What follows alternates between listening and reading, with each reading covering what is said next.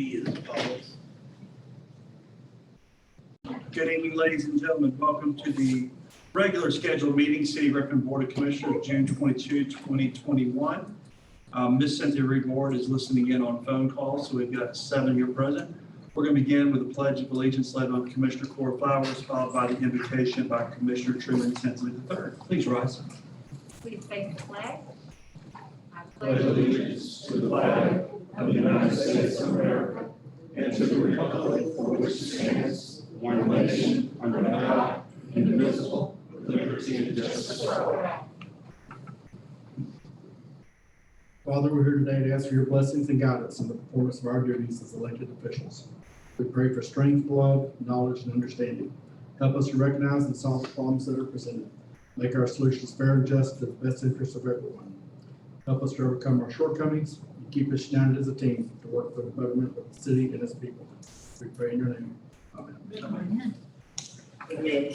We have the agenda presented. Do we have a motion to approve the agenda as presented? Mr. Brock with a motion. Do we have a second? Brock, motion, and Mrs. Murray with a second.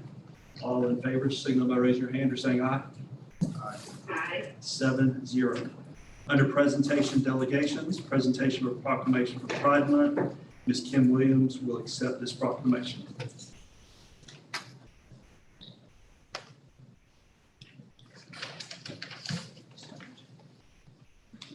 Welcome, everybody. Happy day.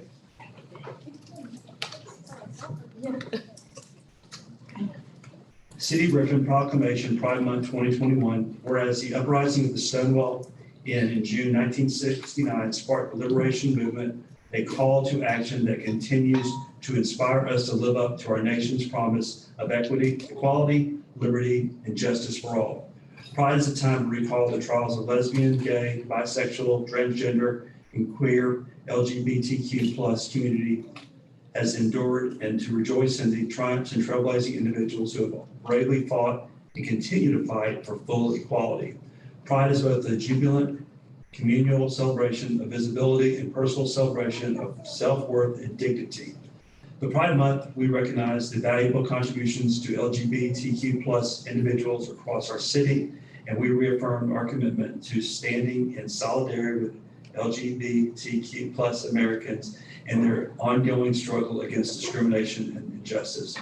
Whereas the LGBTQ plus community in America has achieved remarkable progress since Stonewall, historic Supreme Court rulings in recent years have struck down regressive laws, affirmed the right to marriage equality, and secured workplace protections for LGBTQ plus individuals in every state and territory. The Matthew Shepard and James Byrd Jr. Hate Crimes Prevention Act broadened the definition of hate crimes to include crimes motivated by sexual orientation or gender identity. Members of the LGBTQ plus community now serve in nearly every level of public office in city halls and state capitals, governor mansions, and the halls of Congress. Whereas for all our progress, there is many states in which LGBTQ plus individuals still lack protection for fundamental rights and dignity in hospitals, schools, public accommodations, and other spaces. Our nation continues to witness a tragic spike in violence against transgender women of color. LGBTQ plus individuals, especially youth who defy sex or gender norms, face bullying and harassment in educational settings and are a disproportionate risk of self-harm and death by suicide. Now therefore be it resolved, the Board of Commissioners of the City of Griffin do hereby proclaim June 2021 to be Pride Month 2021 in the City of Griffin and urge all citizens to support efforts to promote equality and affirmation of the LGBTQ plus community. And with witness thereof, I have herein to set my hand and cause the seal of the City of Griffin to be affixed on the 22nd day of June in the year of our Lord 2021. Signed, Douglas S. Holberg, Mayor, Jessica W. O'Connor, C.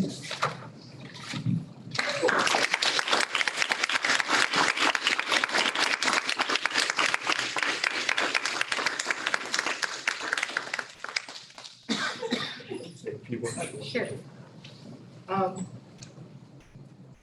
If you'd asked me when I came out as an 8th grader at Calvin Road Middle School, if I ever thought this city would do something like this, I'd have blatantly told you no.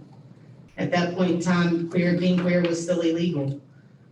There were contingency plans for what if something happened and how do we, because I'm not just the first generation queer in my family, I'm the second. And I want to take this moment just to thank my parents. They inspired me to be an activist and told me to fight for my place at the table. And I love them for that. We still have work to do. Our trans brothers and sisters need our help. They need our protection. They need us to love and accept them. So it's not time to rest. It's time to get back and hopefully spread love and awareness. Thank you. Thank you, Ms. Williams.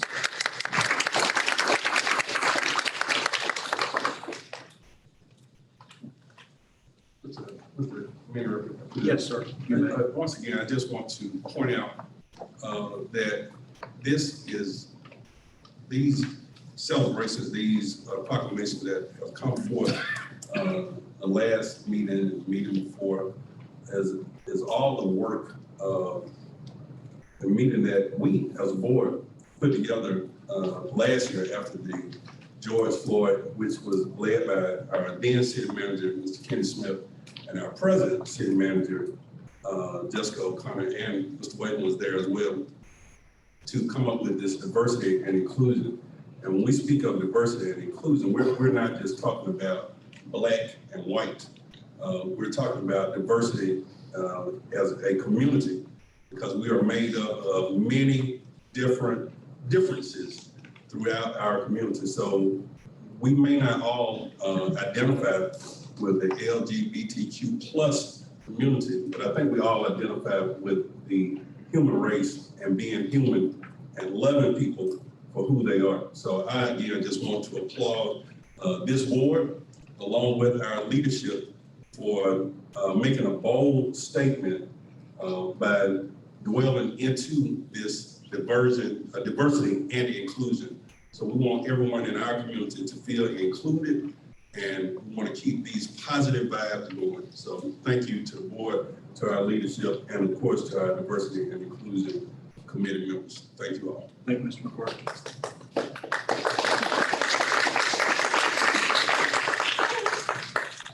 Moving into citizen comments, at this time, the mayor opens the floor to comments from the audience. Comments should relate to a specific agenda item not listed on the agenda for a public hearing or be concerned within the jurisdiction of the city commission.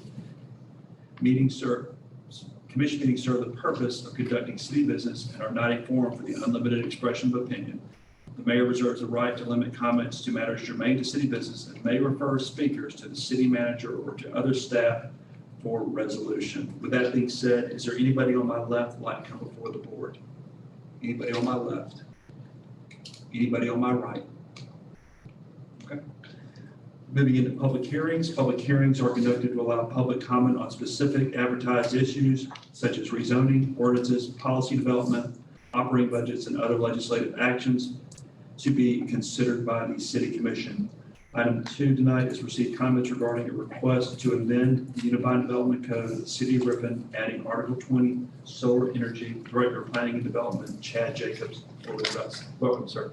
Good evening, ladies and gentlemen. What you have before you this evening, we've already done a workshop a while back talking about this language. And since that workshop, we've even met with the electric department and a representative with the electric department, Brian James, who's with Electric Cities of Georgia, has a lot of knowledge with solar power and things of that nature, and he offered up some really good suggestions.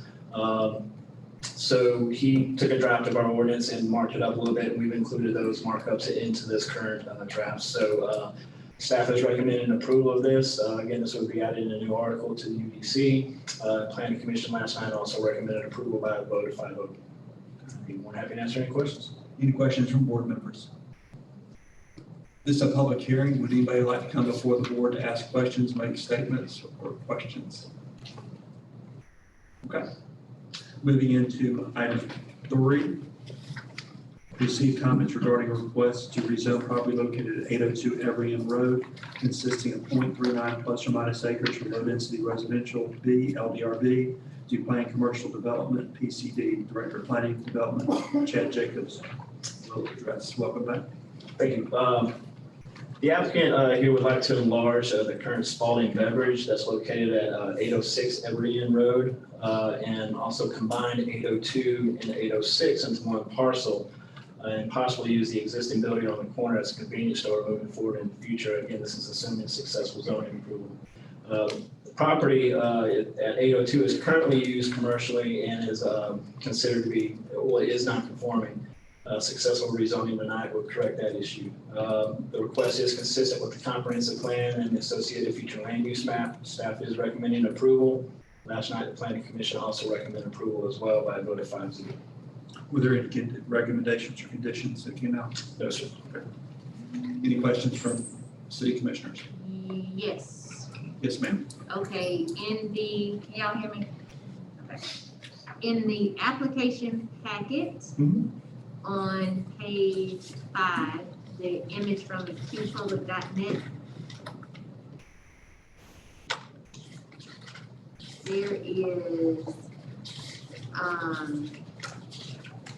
there is a property, I guess, that's highlighted that has a blue box around it, says LDRB. Correct. And then in the other packet, the piece that's highlighted, parcel that's highlighted is the corner lot. Correct. So which one is attempted to be rezoned? The corner lot or this one that's in the application packet that's in the blue box? So on the staff report that you have, Let me go back to I think that was the application packet. You Yes, were ma'am. in the staff report. so 802 is the one on the corner, and that's the one that we have highlighted. Well, and Yes, that's LDRB. and then, so it's adjacent to PCD. Yes, ma'am. And that's part of the issue here. As you move all down, kind of every end along that corridor, you have little pockets of where there's basically LDRB and then PCD. And then there's even some PID in there, Planned Industrial District.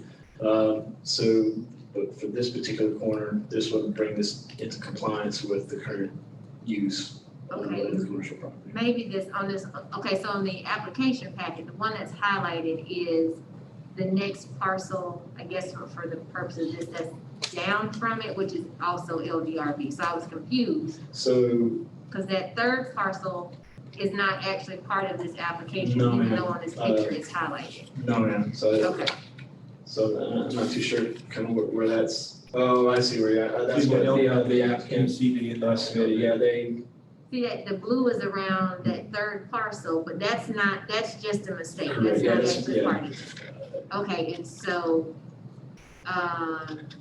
yeah, what's being addressed here and what was advertised pursuant to zoning procedures law is 802, corner lot. And then okay, that is what's being requested and also corresponds with the written portion of their application. okay, and so we're asking to rezone this, and then will there be a separate action to combine the parcels if it's They'll approved? do that with us. Okay, Yes, ma'am. that's all the questions I have. Any other questions from commissioners? This is a public hearing. Is there anybody in the audience has a question or comment to make in regards to this request? Mayor, just to clarify Commissioner Flowers' question on 808.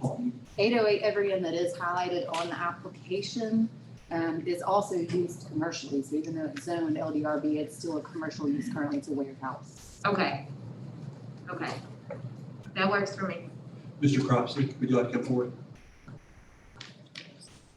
Name and address for the record, please, sir. I am Paul Cropsey, a local architect. My office is at 230 West College Street here in Griffin. I'm an architect working with Mr. Patel on this project, and I guess just a few words of clarification as to where he is. At 802, where the current Spalding Beverage is, it is a lot that's zoned residential. Interestingly enough, a commercial building was constructed on that property in 1968, and it's been commercial usage on a residential lot since 1968. So we're really just kind of cleaning up something that's been there for a long time.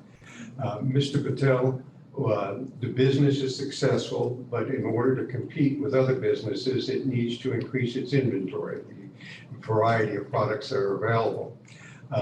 Being on a residential lot, that would not be allowed in itself. And Mr. Patel also has the adjoining property, 806, where his office is located. Our current overall plan, of which this is the first step with your help, is to first rezone this property so they're both, the neighboring property his office is on is PCD, have both properties be PCD, combine them legally so they're one parcel so that he can move the liquor store business from the smaller building to the neighboring larger building where his office is. And then in the future, expand that building to have even more space and make the business more successful. It's a neighborhood that needs investment, needs some help, and he's willing to do so. And so I think it's a great opportunity for the city and for the community to see that neighborhood improve. And I'm personally delighted to be a part of it and see the work he's doing, and encourage you to support his game plan. Thank you. Thank you, Mr. Crosby. Question. Yes. If I understood what you said, the structure that is on the lot that's currently planned PCD would be the one that conceptually he's intending to use? I'm not hearing you clearly, but if you're at 802, the corner property is currently Spalding Beverage. 806, the neighboring property that is PCD, is his office. Okay, And so we'd like to make them both PCD. Well, the first one's already there. right, Just the corner one, we want to make also PCD, then legally combine them, and then probably move the Spalding Beverage into the bigger business building. okay, so where happened to Chad? I can't see, okay, question about the parking. Once those parcels are combined, then there's obviously additional land. Does that adjust how many parking spaces are required, or, because I don't see any striped spaces on the, They would still be subject to any improvements that they do once the property is combined, and they're talking about doing a little addition to the existing building that's out there. They would be subject to the parking lot requirements that are in the Article 8 and Article 9 of the UBC. okay, so, but in theory, if they expanded the building 10% and it didn't require any additional spaces, they could still utilize the striped spaces. If they have the proper number of spaces that's per that square footage of that use, then yes, they can use those spaces. And the understanding is the intent is you're going to build demo the corner building, is that correct? We don't know that at this time. For the moment, it may stay that. Would it be acceptable to approach, do they have a copy of the site plan? No, we don't. Okay, would it be acceptable to approach and show you this? I'm sorry, I no, made you're the good. assumption that this was in front of you. We have analyzed the quantity of parking there, and it would support both the existing building, if that could, sorry, No, you're good. It would support the existing building if it became a convenience store, plus the existing building over here, and in addition, we have evaluated all that, and it only required 32, I think, spaces, or 33, and we have potential for 35. Okay, And the only difference would be is that on top of the existing asphalt, we put some paint stripes to clarify the last three. That again would be above and beyond what's required. okay, and then at the rear of the property of 806, just because it butts up to LDR, I see that you guys have a setback. Well, do you plan to do any landscaping or anything, or how does that, what are you gonna do here where it butts up to this residential? Yes, the legal term is we're not doing anything back there, but yes, we would do all the landscaping required by the city. Okay, To make it attractive. okay. Is anybody else? I've got it right here, I found it. Okay, we're good to go? I'm sorry. That's all I have. It's in, I found it. No, I think you'll have a traffic problem on the corner anyway. Excuse me? If we move the liquor store to the south, looking at it, to the east, that will have, on that corner there, with the traffic we got, That'll be a big improvement right there, because it's pretty dangerous through there. I agree. I think it will help traffic. So, I also think the large store will bring more folks into the neighborhood, and that neighborhood could use a little more commercial. I hope we're not for liquor, but for the convenience store, I'd go along with. Okay. Not particularly the liquor. Sorry. Okay. No more questions. Again, this is a public hearing. Is there anybody else in the audience has any questions or concerns? Moving into the consent agenda, we have items 4 through 17. Do we have a motion to take the consent agenda as a whole? Mrs. Murray with a motion. Second, Mr. Brock. Several questions. Go ahead. Okay, I tried to put notes in my phone so I can do this expeditiously. Dr. Keller, on number 1, with the satellite imagery, I'm wondering if, you know, the dollar amount that's attached to our current, what is this, our non-revenue water. It says we're at 18% and the target is 15. I'm wondering if there's a dollar amount attached to what that 3% difference is. Like, do we know that 1% of non-revenue water costs X amount of I dollars? don't have it here, but I can give it to you. Okay, Which item is that? that's number 1. 4. Number 4. Oh, number 4, sorry. Okay. Number 1 on the consent agenda. Okay, number 4. Let me get my questions out. Next question, sorry, y'all. On the number, somebody help me find it. The amended agreement about the sludge. What number? Number 8. Says consider an amendment to the sludge management program and it has the prices. This now, What were the original prices, or what are we amending from? they're the people that handle our sludge program, and this is our last year with them because we're putting in the dryer program. And they actually haul our sludge. The dollars and cents is consistent to what it was last year. Okay. I think Commissioner Flowers, I had that same question when we added it. For some reason, Synagro calls it an amendment. It's really just the last term. I don't know why they call it that. Okay, that makes sense. Then there was number 11, consider agreement with, I guess, Watts Water Services.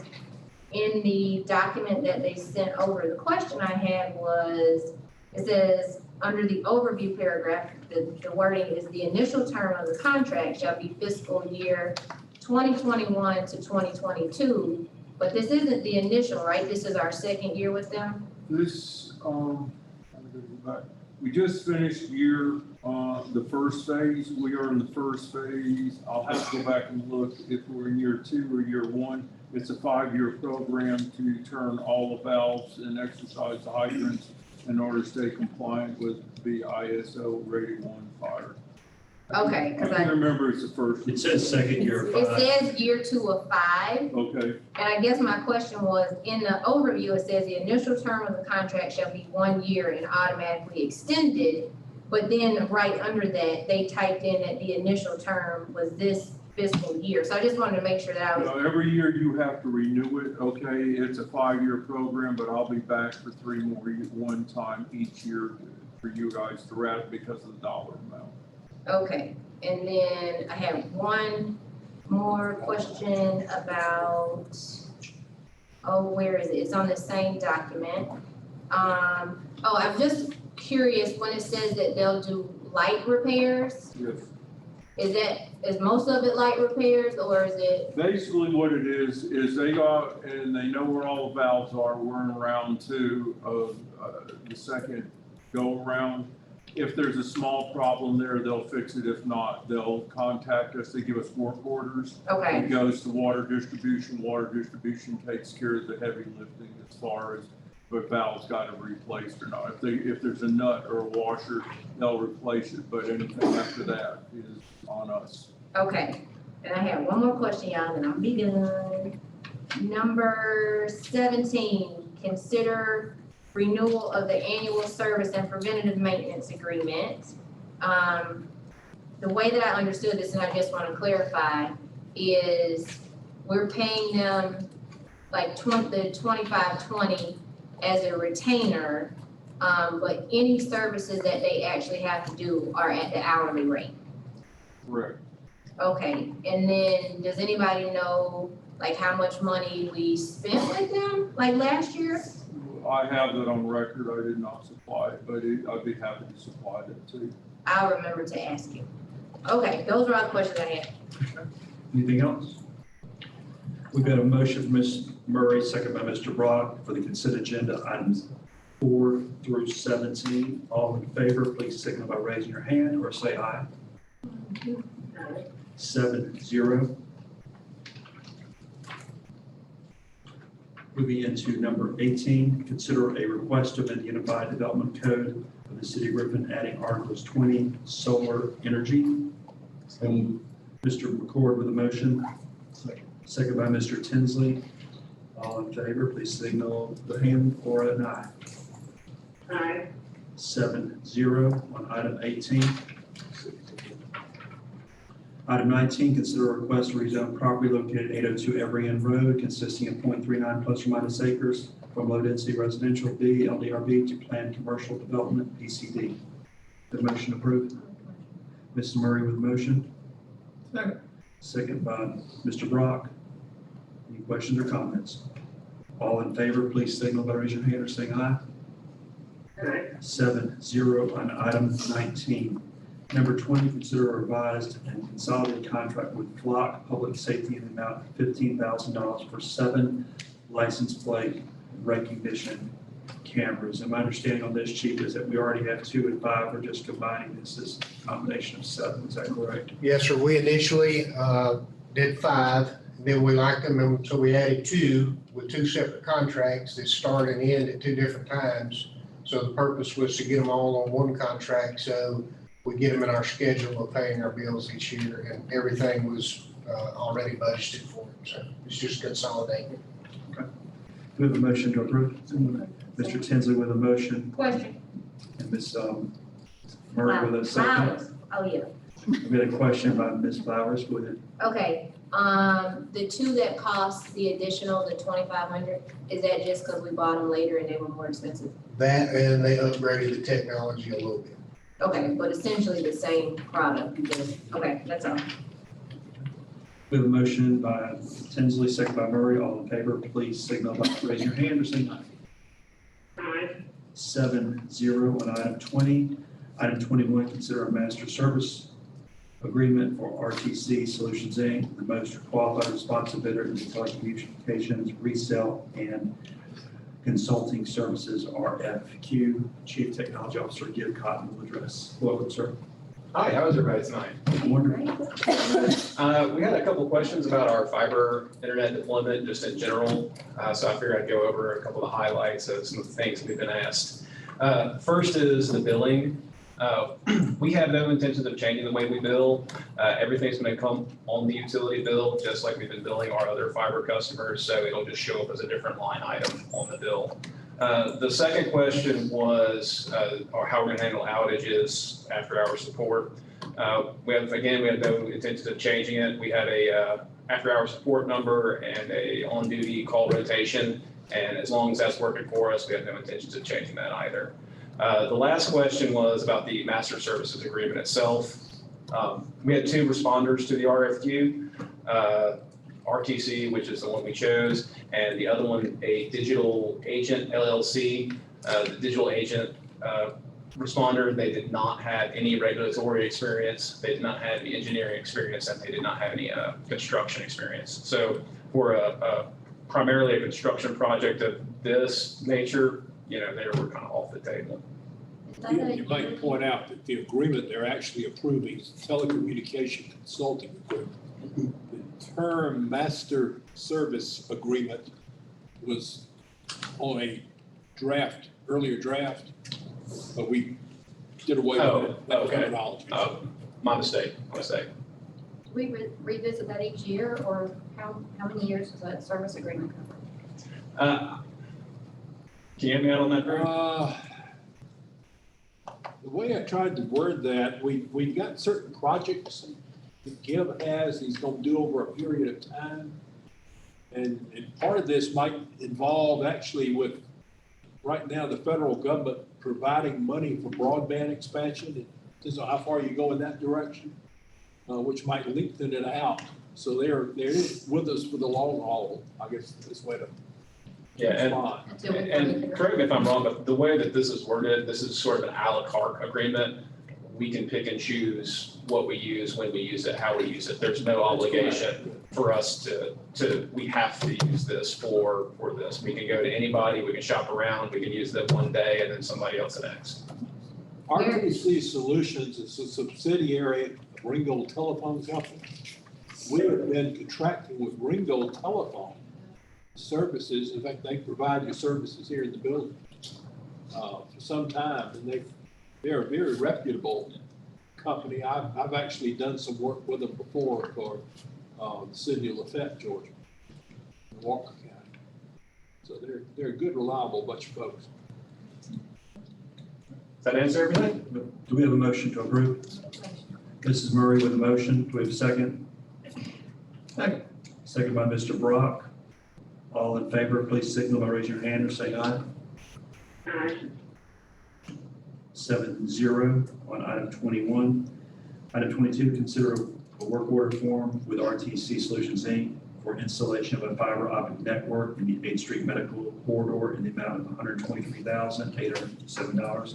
$123,807.16. Chief Technology Officer Gibb Cotton will address. Make a motion to approve. Second. We have a motion by Mr. McCord, second by Mr. Brock. All in favor, signal by raising your hand or saying aye. Aye. 7-0 out of 22.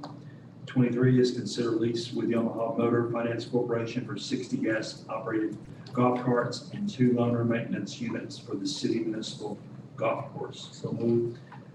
Mr. McCord with a motion, second by Mrs. Murray. Question, Question by Ms. Flowers. are we, I don't know how many golf carts we have to start. We got 55, now we're getting 60 on this. Are we getting rid of all of the Yeah. 55? Yes. This is not the first year we bought them. No, we usually do a 4-year lease and we swap them out every 3 years. Okay, but we're buying these. No, this is a Still lease. same It's a lease, yes.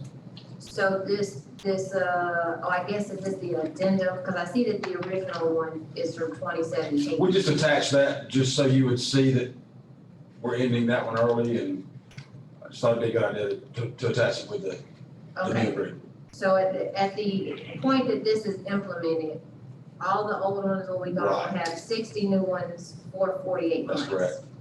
And then in terms of the maintenance, I see that we get maintenance units, but do we maintain the carts, or because it's a lease, they maintain? No, we have to maintain them, but we use a service of their company to come maintain the cars. We don't have guys who are experts in Yamaha cars, so Right. we use them. And we found that after 36 months, carts kind of start going downhill, so if we can word the lease to our benefit, we can swap them out, we do that. So we just basically go 36 months on a 48-month lease and swap them out every 3 years. Okay, Nothing unusual, we've done this every time. okay, works for me. This is an ad for golf cart and golf use, everything's still going great. Yes, it is. Thank $65,000 a month. Good All right, we have work. a motion McCord, second by Murray. All in favor, please raise your hand or say aye. Aye. 7-0 on number 23. Item 24 is consider bid and work contract for community development block grant Park District Phase 2 to Cooperative Grading and Pipeline Inc. Low bidder in the amount of $1,346,341.77 for the Department of Watershed Management. Do we have a motion to approve? Mrs. Murray with a motion. Do we have a second? Second. Second by Mr. Brock. All in favor, signal by raising your hand or saying aye. 7-0 on number 24. Item 25, consider contract to East Coast Paving, low bidder in the amount of $757,000, $432.25 for milling and resurfacing for the 2021 LMIG program. And this also includes SPOS dollars. So Mr. McCord with a motion, Ms. Murray with a second. All in favor, please signal by raising your hand or say aye. Aye. 7-0 on 25.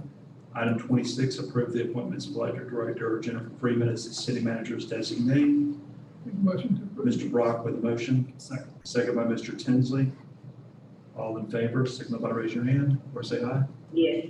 Aye. 7-0 on item 24-6. Item 27, consider updating the pay plan to eliminate grades 5 and 6, reclassifying those positions into grade 7, and increase the minimum wage of grade 7 to $13 per hour, and to eliminate the positions of deputy city manager, staff attorney. So, Mr. Tinsley with a motion to approve, second by Mr. McCord. All in favor, please signal by raising your hand or saying aye. Aye. 7-0, and congratulations. Moving into city manager's report. All right. Just a few things tonight. Just wanted to let you all know that last week we were able to complete our American Rescue Plan application. So that is with the state at this point. We have been confirmed that they have everything they need. We also have a recommendation or request, I should say, from Terrell Jacobs from DMA. He is a MEAG board member currently, has to live in a MEAG city to be nominated to serve again, and he has asked for our nomination because he's moved to Griffin. So Mayor Holberg, as our voting delegate, can do that, but wanted a consensus from you all that that was okay for him to do that. That he's asked for us to support him on that effort. And we're excited to have him. He's not quite here. They're rehabbing a house on Maple Drive, so he'll be here, he says, July or August. So we'll be excited to have him.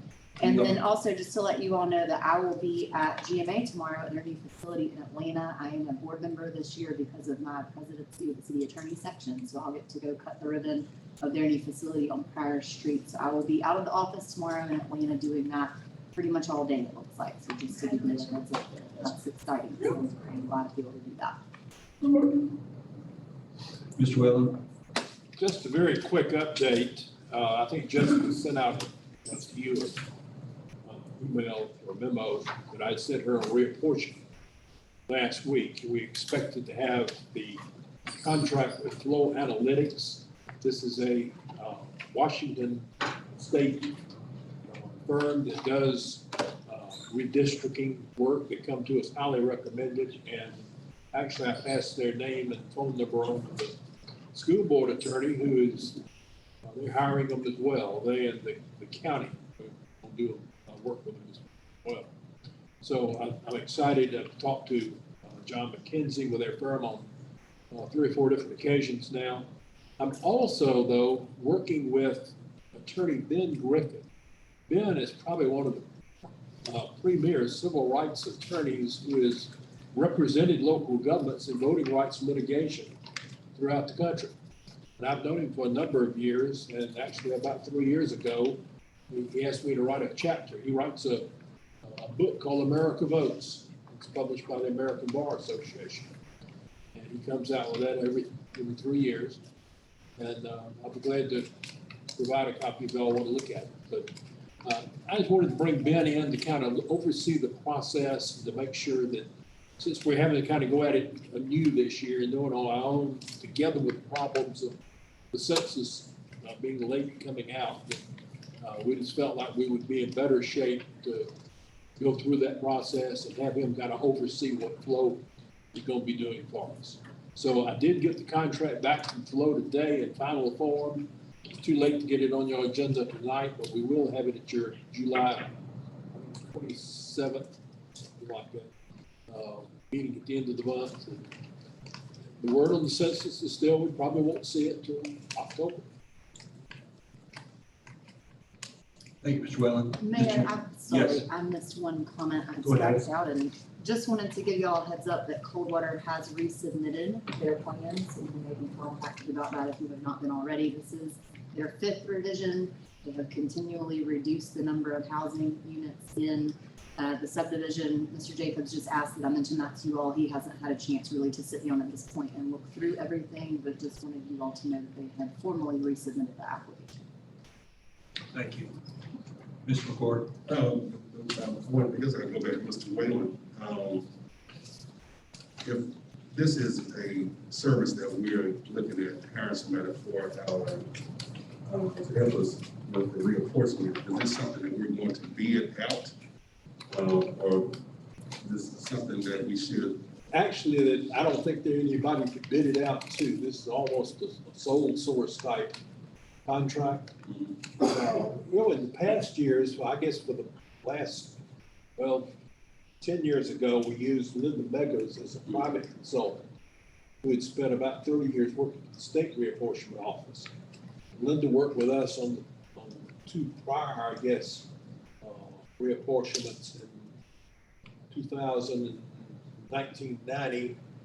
And of course, the first apportion election district map was, 1986. So she would have worked on that as well. So we've always had the availability of her services. She's now retired and no longer in the business.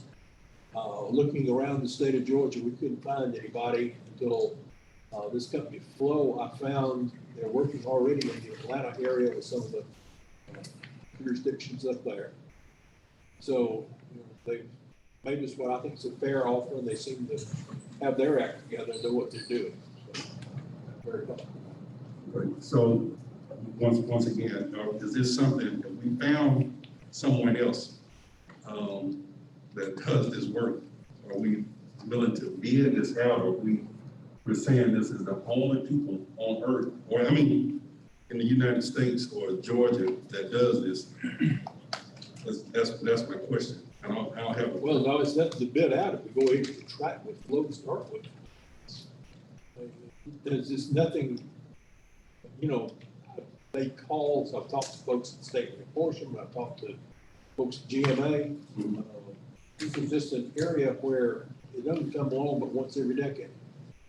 And we just obviously don't have anyone who's willing to buy the type of software they have to from the census and to do this type work. So, we found the company that does it, and they do it here in Georgia already. I think the question Mr. McCord is asking is it worth us doing an RFP? I don't To see if there's what other I communities are would doing. treat it as a professional service, just like if you're going out and hiring an attorney or an engineer. We don't necessarily bid those type services. We go to somebody we know has the competence and that we trust to do the work. Well, I guess my point is, with the 7 of us, I would be comfortable if we take a vote on whoever we decide to get it. If we decide to go with this person, then unanimously we selected this person. But I don't want to get into the business of just saying we're going to hire somebody, pay them what we will be paying. Their bid's right at $25,000, I think. So they bid it on it. Well, not a bid, it's a quote. Okay. It's a quote. But that's Can we, Ben Griffith is quoted at $2,500. He's going to have very limited involvement. Right. Kind of like insurance policy. Mr. Connor, could you reach out to some other cities and find out what other cities, municipalities are doing, and maybe we can plagiarize some of their ideas? I think one of the things to keep in mind is a lot of times municipalities do not hire this service out, they use the state redistricting office. If we do that, we're last on the list because they're gonna do the states first, the counties, and then the municipalities. With us having an election this year, we don't feel like waiting for the state to do it is a good idea. So I think the best practice would be to use a private consultant, but I'm certainly more than, willing to call around and see if other people have any other Options, suggestions. other options, but our election's gonna be run by the current district lines, not by the future district lines. It's gonna have to be at this. This one. Right, so we've still got 3 years until It will be the, on the current map. Right, but I mean, There's no way. we can do that. I think Mr. Whalen already has. He's in a group of 10, 15 other city attorneys and they've already all talked about this, but I'd be happy to call city managers and ask them, and see if there's any difference. But I think we're gonna get a pretty similar response, but I can do that. would that make you, please, Mr. Thank you so much. For your due diligence? Appreciate it. Anything else, sir? Mr. Whalen. Yeah. For you, Mr. For me, man, other than, and I have to say it, I got the coolest Father's Day gift. I don't know if you all saw that on social media, but it was the coolest thing ever. My wife is the best wife in the whole world. So let that be known that I said it on June 22nd. I don't know if everybody else in here is as cool as I am, but yesterday my power went out. Around 5:41 p.m., I got a text message. Came from, that's you, Jennifer? It was the coolest thing ever. Electric services has been confirmed out at my address. And this message came over. Of course, I knew my lights were out. And my neighbors who normally start calling me as soon as they go out for me to call or go out and fix them. And then I got another text that this text messaging notification service. For more help, you call it 229-6400. Then it gave, the best part of it was another text. Everybody else get this mixed up? Okay, and it said, We were Sunday morning. estimated restore time of your electric outage has changed to June 21st at 8:04 p.m. So I don't know who is responsible for this, but that was the coolest thing. And I was able to leave my house without people stopping me and saying, hey, you can't go anywhere until these lights come back on. Luckily, my wife was not home to say, why don't you call somebody? So I didn't have to deal with any of that. But this was the coolest thing.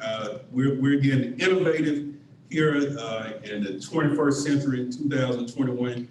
And I think it's because of Jessica and Jennifer that we're just moving up. And this was like the coolest thing to me since I've been on the board. That was just like, I'm getting a notice that it's out and when it's going to be back on. So people don't have to, when they call me, all I have to do is forward this text message and say, hey, and it came on an hour before it said it would be back on. So I thought that was really cool. And if you don't have do you have to have an app to get this?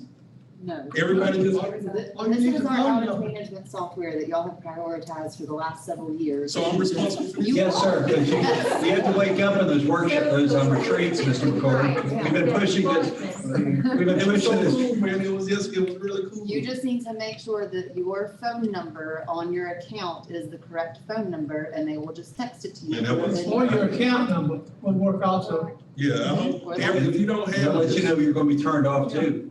oh, yeah. If you don't have this, make sure you get your number put in. And also make sure you pay attention in the workshops, and you already know that everybody good. All right, thank you. That's all I have. Yeah, I want to reiterate that, because then we have one and it even tells you what the problem is. So that's really cool. So great work, Jennifer. Also, with all the rain and storms, I just want to say that in the district and all over the city, I've seen all those workers out. It's been amazing ever. Mr. Hamilton, I've had 2 people call and tell me how incredible you were, something about sewer and some spill out. He's shaking his head no, but they did tell me how great he was. So couldn't figure out what that had to do with, but anyway, Chris, Public Works, everybody did a great job. It was hands-on, and so everybody's doing a great job. And I also want to say that June Jam was an incredible hit. It's great to see everybody out enjoying their city, from newborn babies. I got to see lots of people I didn't even know had babies. I thought that they were their grandchildren. I didn't know, so COVID babies. And I got to see everything from children to college students to our seniors enjoying their city once again. And that was all hands on deck, a lot of work, but thank you everybody for those involved who made that event happen. That's it. Ms. Flowers? So either it's really boring in Griffin, or we're all nerds, because I too was very excited about getting text. I thought it was awesome. I, however, did not have the same luck as Rodney, and they did not tell me that my electricity would come back on in 3 hours. They said that it would come back on in 7. And that was a little disheartening, but at least I was appropriately disappointed, and I knew that it wasn't coming back on anytime soon. And then it came on like 4 hours later, so it still worked out to the good. But my power also went out several times over the weekend, so I got several texts. I would imagine I probably got more texts than anybody up here. So I was really excited. I thought it was good, and I feel like indoctrinated now because I know completely how the system works, since y'all was texting me like every 2 hours. But other than that, that's all. I just thought it was a really cool service that we're providing, and I'm glad that we did prioritize that because it makes so much difference to have some assurance. Or you can just live in my house and as soon as you dig all the candles out and find the matches, that's when the lights come back on. So that's it. Mr. Tinsley? I kind of feel left out. I didn't get any text. But then again. Did you get a power outage? Power go out? Mr. Brock? Well, I just got to echo on what everybody's talking about, that election part, Jennifer. Congratulations on your position, Slant. Already the one you got, I think it's congratulations. It's a big job. Congratulations on what you have done with this company, for the city of Griffin, over the last, how many years you've been with us? Ma'am? 25. She started off in customer service and she wants to go back, I hear. Yeah, and it happened to us on Maple Drive, and the way they got it back on, they took a humongous transformer, set it on the side of the road, hooked that monkey up, and everybody got their power back in time to get to church at 8:30. How about that? Awesome. And that's where we appreciate it. Mrs. Ward, do you have anything? No comment. Thank you, Ms. Ward. I just want to commend Chris Walker and the rest of the folks that supported June Jam this year. There's a new video that just came out from Brian Miller. It was in my opinion, it was probably the best downtown event that we've had maybe ever. We actually got the sand done by 12 o'clock and we had 50 to 100 people playing in the sand from 12:01 all the way till we shut down. So it was just a great weekend. So Chris, thank you for your team's hard work on that. Chief, just want to give you a shout out in terms of your police department, how hard they're working. The crime wave that keeps going through and all the homicides, everything else, your staff just keeps working diligently to get the job done. We appreciate your hard work and commitment. And to this Board of Commissioners, I'm just proud to be a part of this team. Appreciate your hard work and look forward to us having a little R&R. We'll be back in about 30 days for our next Board of Commissioners. With that being said, do we have a motion to adjourn? Mr. Tinsley with a motion, second by Ms. Murray. All in favor, say aye. Bye, you have fun. Have a great trip, Cynthia. Tell Tyrone to catch one for me. Bye, my friend. Bye-bye. I don't know.